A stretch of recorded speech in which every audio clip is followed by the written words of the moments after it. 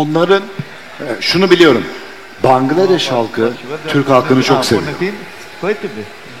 বাংলাদেশিরা তুর্কির মানুষদেরকে অনেক ভালোবাসে, এটা উনি জানেন।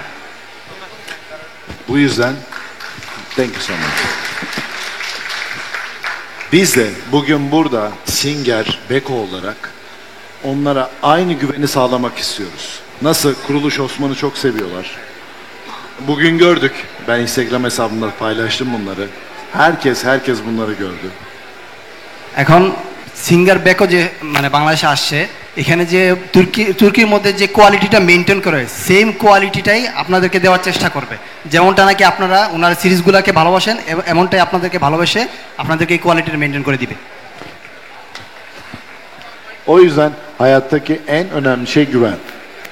এই জন্য মানে আমাদের হায়াতের মধ্যে সবচেয়ে হচ্ছে যে বিশ্বস্ততাটা অর্জন করাটাই সবচেয়ে গুরুত্বপূর্ণ।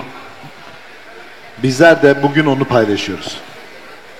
মানে আজকে আমরা এটাই আপনাদের সাথে মানে কথাবার্তা বলতেছি। Bugün burada gelen herkese teşekkür ediyoruz. O yüzden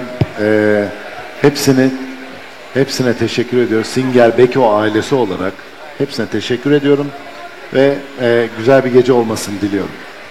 আপনাদেরকে অনেক অনেক ধন্যবাদ জানাচ্ছে এবং এই সিঙ্গার বেকর থেকে আপনাদেরকে আরো বেশি অনেক ধন্যবাদ জানাচ্ছে। আপনারা যেন আপনার পাশে থাকেন।